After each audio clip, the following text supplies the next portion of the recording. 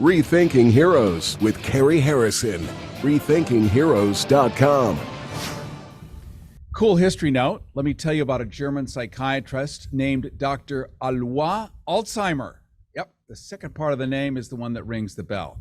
He's the guy who discovered Alzheimer's disease back in 1906 after studying the brain of a 51-year-old woman whose intelligence had been gradually declining during the years leading up to her death. Of course, it was a big mystery back then, but he decided to follow, track, chart, and learn to understand this.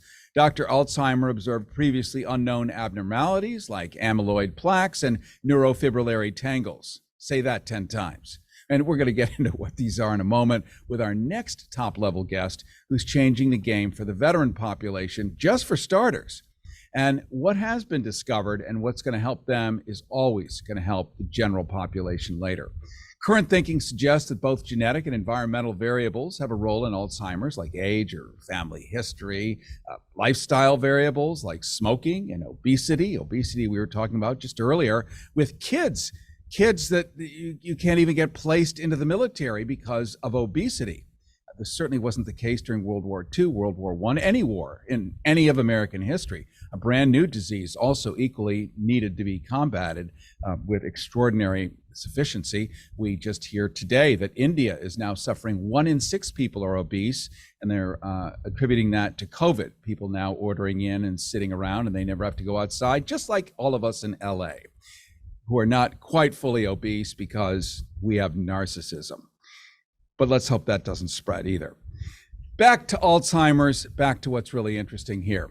Alzheimer's, the increase of likelihood of developing it does come from many lifestyle choices. We're going to get into what some of those look like later. My own stepfather suffered from it a few years ago. Back in the 1940s, he was an early secret agent during World War II, not abroad, but in Chicago, looking for communists of all things. His branch later evolved into the CIA, which became mandated to only operate on foreign soil, which is what it's supposed to do now. And though he was a voracious reader, his mind was sharp, the prevalence of Alzheimer's has become so enormous that it's now predicted to skyrocket even more quickly in years to come.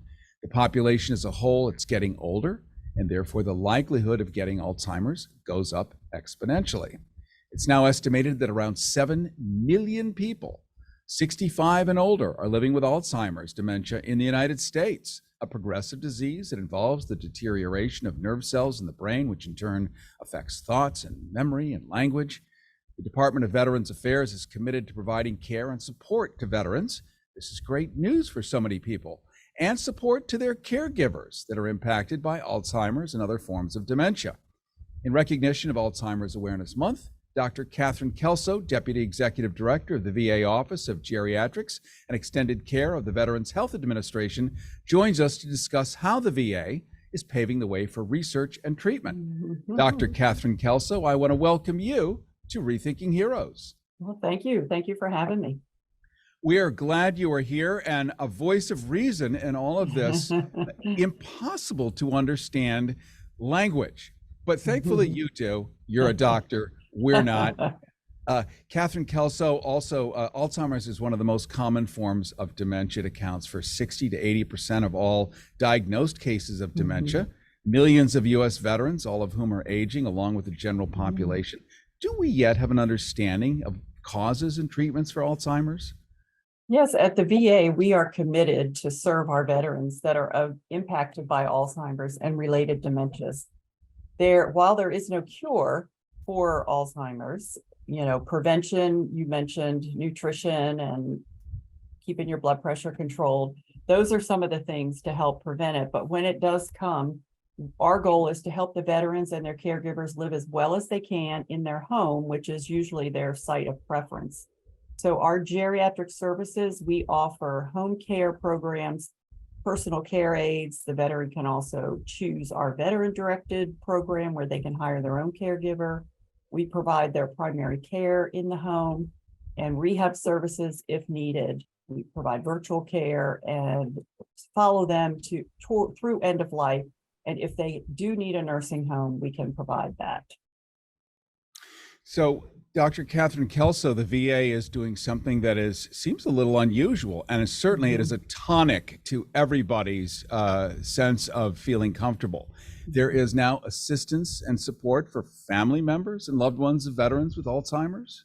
Yes, so the caregiver is really on equal par to the veteran, because without that caregiver, the veteran is not able to remain in their home. So we offer a comprehensive caregiver support resources, which is on our website at VA.gov/geriatrics. It goes from education, community resources, to counseling, respite care to give the caregiver a break. And we have a caregiver resource, a specific program for caregivers as well, for some financial benefits. Carrie Harrison here. This is Rethinking Heroes, rethinkingheroes.com. We're talking right now with Dr. Catherine Kelso, Deputy Executive Director of the VA Office of Geriatrics and Extended Care of the Veterans Health Administration. Dr. Kelso is with us to discuss how the VA is paving the way for research and treatment. And let's just jump into that, Dr. Kelso, paving the way for research and treatment. That's cool, because none of us are hearing there's a ton of that happening. We know it's happening at universities, but it's great that the government is carrying the torch on this. Yes, at VA, we have 20 centers for geriatric and aging related research. We work with our other federal partners in aging research, and specifically in Alzheimer's and other related dementias. So it is a central core of what we do, as VA being one of the largest training systems for all kinds of interdisciplinary team members in the country. So dementia is part of what everybody learns about. VA is uniquely positioned to care for veterans with dementia because we understand the history and some of the experiences that they've had, and our staff are uniquely trained.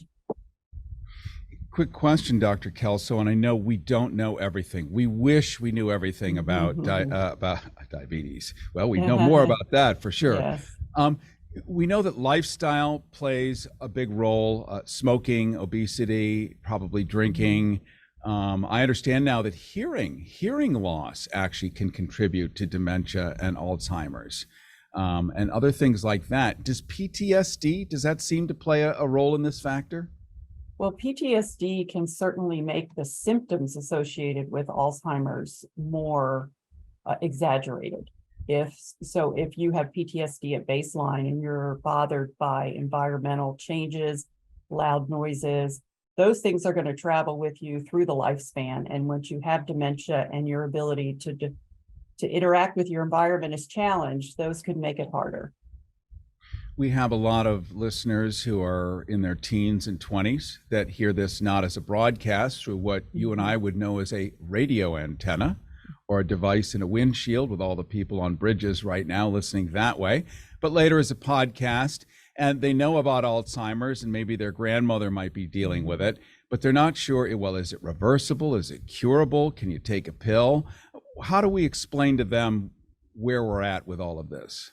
Yes, I think the goal is still prevention. Some of it is genetics, and even genetics can be, you can modify the impact by healthy lifestyle, good nutrition, exercise, lessening substance use, things like that.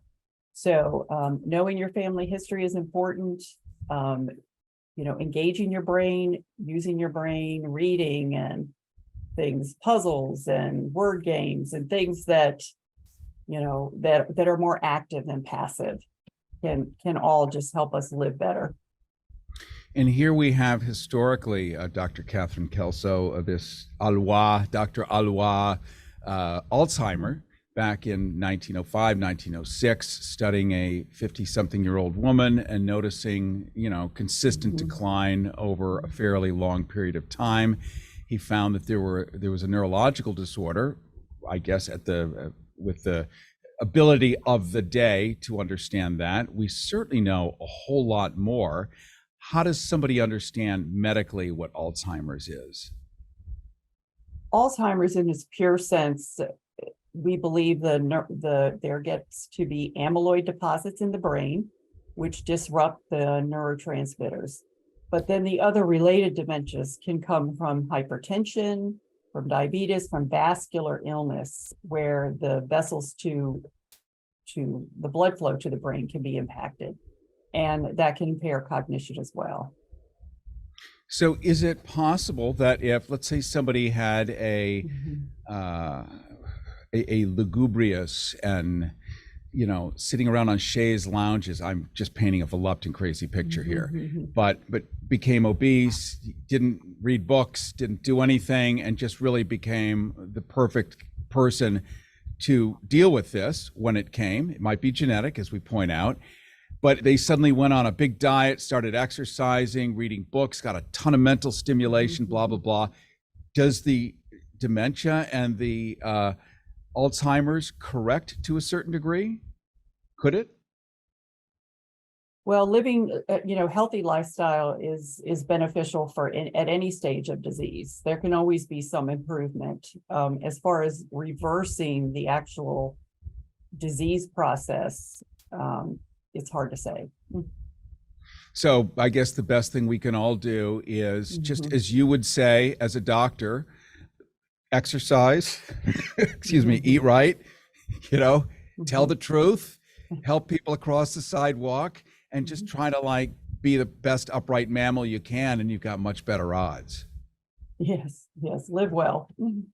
Yeah, live well. I found that in my own situation, my self-inflicted wound was my love affair with ice cream. And really, that was a gift from COVID. And I was pounding down ridiculous volumes, and my triglycerides were so impressive in their triple digits, not in the 100s. You can multiply that by 3 or 4. Self-inflicted wound. And so I reversed that, and I've lost 35 pounds. I have perfect cholesterol suddenly. And I kept being told, oh, it's genetic. I mean, look at you, you're a mess. But I found that exactly as you're saying, when I started participating in my own wellness to the degree that I can. So we're not saying you do what you can't do, but you do what you can do. And if part of it is just behavioral, as it was with me, at least I was able to lick that demon. So I'm so glad. And I think we're profoundly amazed, and we're going to spread the word about what you at the VA are doing to help people with Alzheimer's and dementia. Where do they go to learn more? Yeah, so they can go to VA.gov/geriatrics.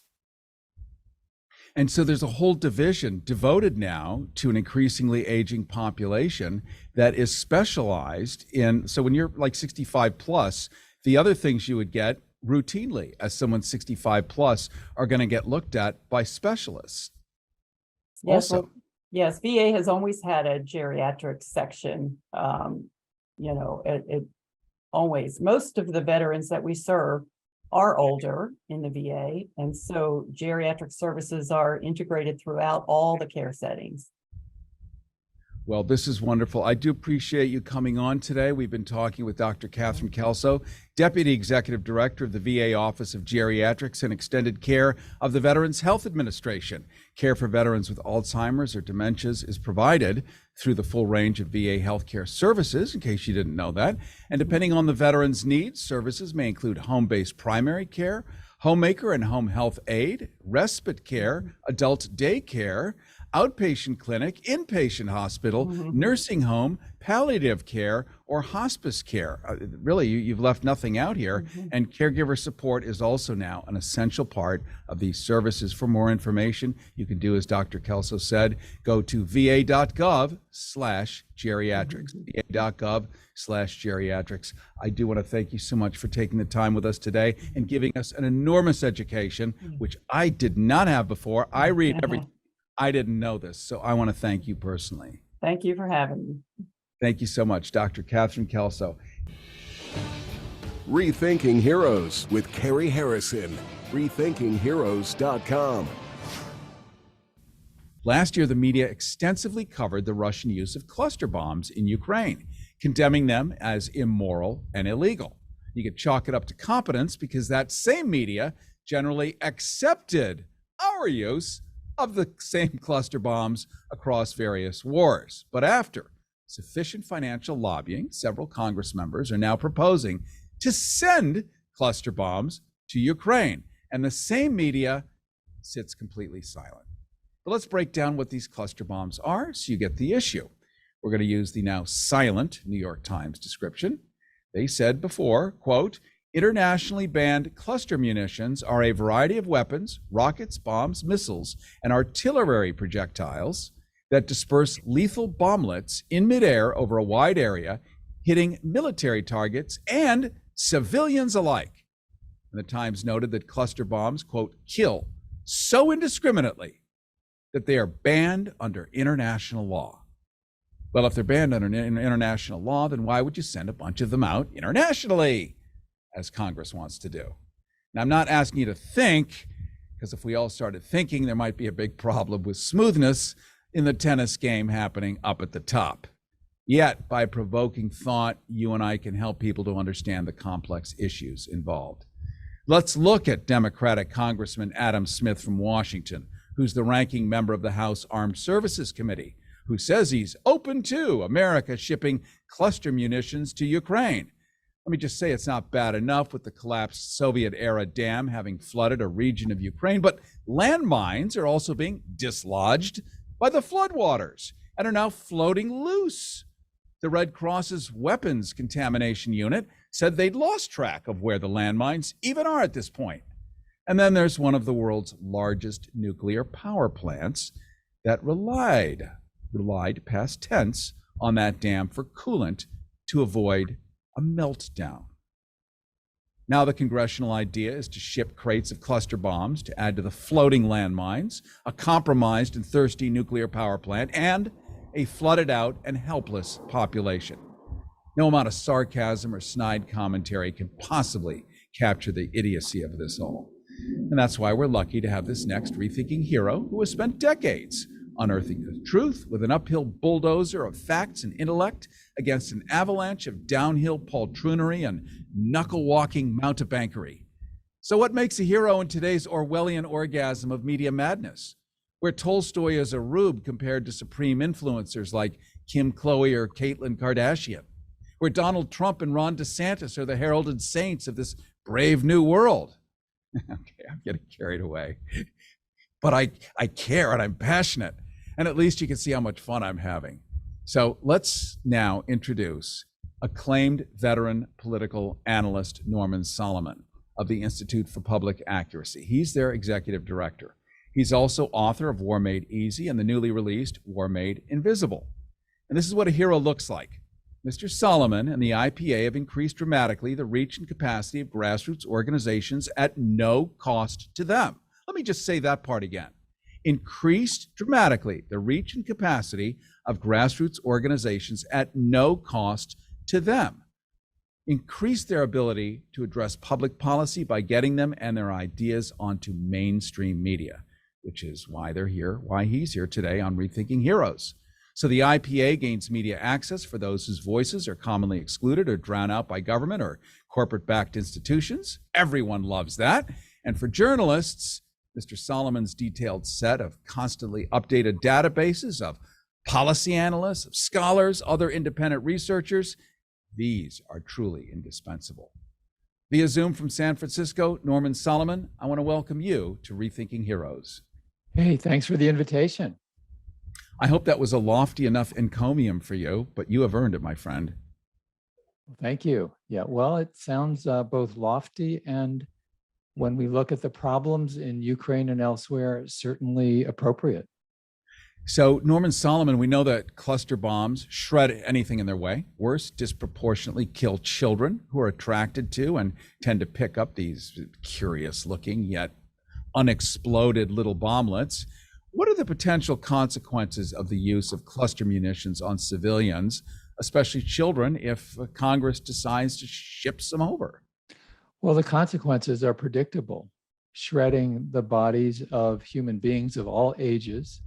And we know from past wars exactly what that means. It means that people, both at the time and later on, months or years later, will experience what experts justifiably call one of the most inhumane weapons in the history of warfare.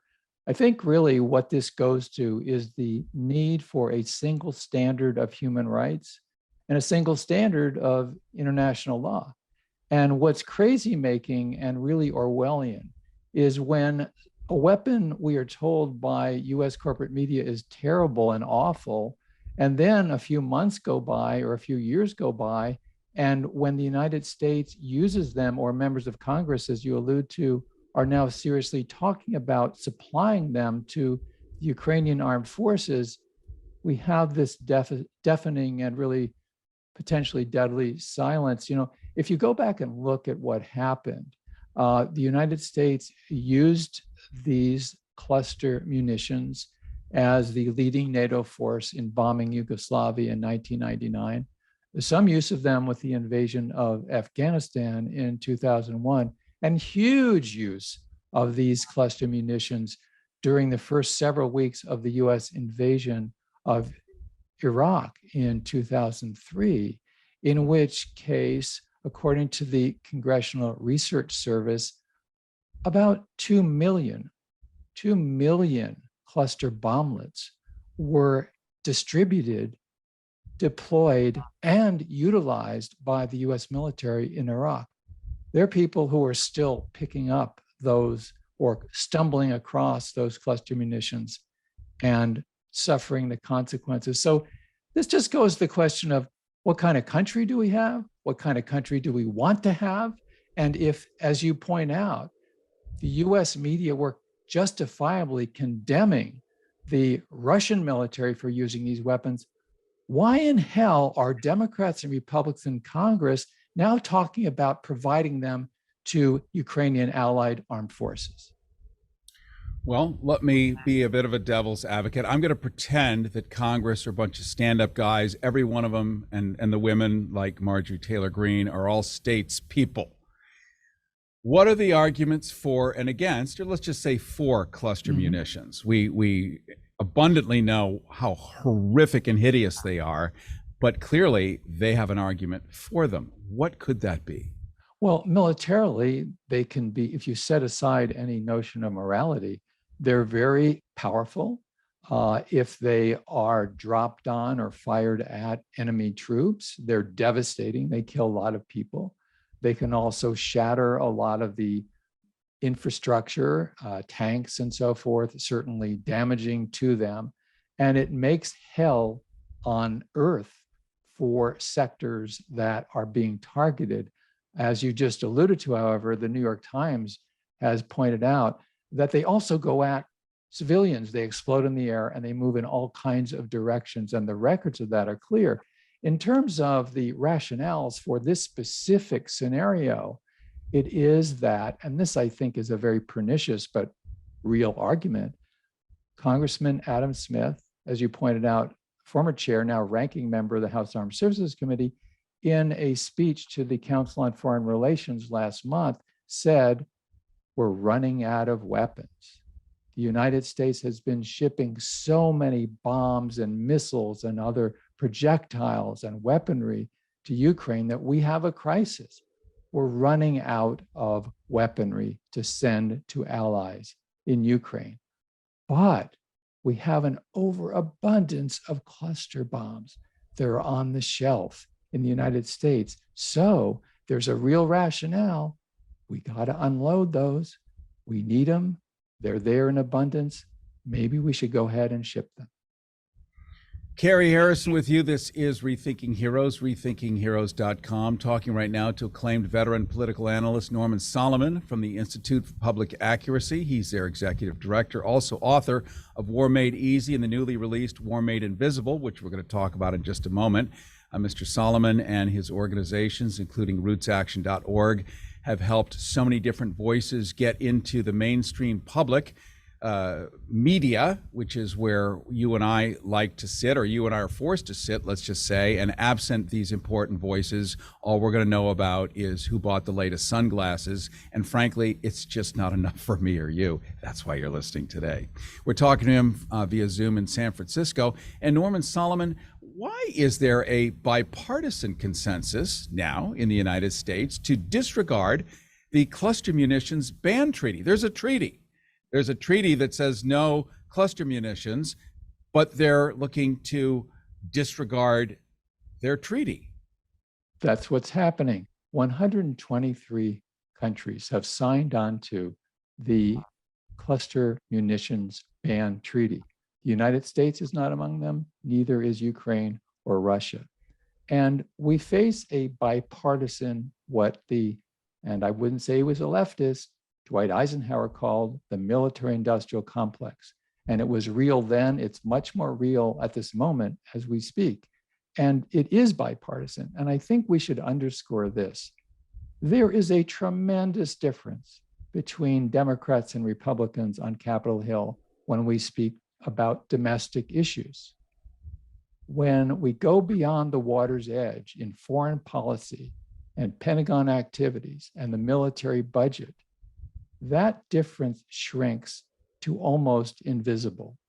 That helps to explain why 4 top members of the House of Representatives, Republicans, sent a letter in March to President Biden urging him to send these horrible cluster munitions to Ukraine. And it explains why Congressman Smith, perhaps the most influential Democrat in the House of Representatives, is now saying he is, as you pointed out, quote, open to, unquote, shipping these horrible weapons to Ukraine. It explains why we're up against a bipartisan warfare state. And I should mention that at rootsaction.org, we have deployed, so to speak, a call nationwide for people to message their individual congressperson. It will take you about 90 seconds to go to rootsaction.org. At the top of the homepage, you just click, and automatically you send a message. You can change it, you can use the default message, whatever you want, to your particular member of the House of Representatives and your 2 senators. This is about information, and it's also about action. It surprises me, Norman Solomon, as it does you, as do others. For many, they're just hearing for the first time about cluster bombs. They might have heard about it, but they really don't know what they do. Just to sort of reset, these are, I'm not going to call it a hand grenade, but it's more like landmine, but smaller, maybe. And can you describe one? Help us see it. You can think of it as a fragment bomb. Okay. Just imagine the US using 2 million of them, these little bomblets, which sounds very quaint and is horrific. I'm going to make an analogy, different but similar in some way. We all remember depleted uranium. We talked about that ad nauseum when I was on Air America during the original second Gulf War anyway, used widely, where they basically take the stuff from the nuclear power plants, in a sense, and it's a dense, heavy metal. You coat bombs with it. It cuts through metal like butter, and then when it explodes, it aerosolizes into millions of tiny little metal flakes that float through the air. They get lodged in the alveoli of your lungs. They sit in there maybe permanently and just keep irradiating your body. So a cluster bomb is similar in that it's a tiny little device that for a child looks cool, shiny, sitting in the sand. Gee, I wonder what that is. Pick it up, boom, and it acts like a hand grenade. And the amount of children that get wiped out by these for a country that says the only thing that matters to it, us, are our children. The only thing that matters, knowing that this is happening. I mean, this is kind of cognitive dissonance, in my view. It is very much cognitive dissonance. And actually, as I've worked on these issues for many years, it brought me to writing the book you mentioned that's just now coming out, War Made Invisible, How America Hides the Human Toll of Its Military Machine. And I call it War Made Invisible because it is kept invisible from us as human beings, as Americans. We are paying for these weapons. We are paying for the military aid and the warfare, and yet it is abstract to us. We have no idea what it's like to be in these wars, often that the United States is engaged in and is secretly continuing to engage in 80 countries. The so-called war on terror is so far from over. You know, President Biden gave a speech to the UN 18 months ago. He said, the United States is no longer at war. I can sell you the dock at Long Beach. I can sell you the Golden Gate Bridge, because this is just pure fantasy. But we have an appetite for that. We're encouraged to believe that the United States doesn't want to go to war, reluctantly goes to war. It's a very profitable enterprise, and we have the opportunity to wake up and be the informed consent of the governed rather than what we have right now, which is the uninformed pseudo consent. I like that. And I'd like to get a few of your books where we can make them available to some of our listeners. It will be the greatest little manual you'll ever want that explains how and why and what it means and what you could do about it. You can also go online to rootsaction.org. You can, but this book is very important, and it's a new one, War Made Invisible. So we'll have more information about that next week. And Norman Solomon, I want to thank you so much for joining us today. And I do hope you'll come back again and again and help us untangle the impossible miasma of madness in which we all know that we are now living. I appreciate it. Thank you. Thanks very much. Carrie Harris with you. This is Rethinking Heroes, and I totally look forward to seeing you next week. Rethinking Heroes with Carrie Harrison. RethinkingHeroes.com.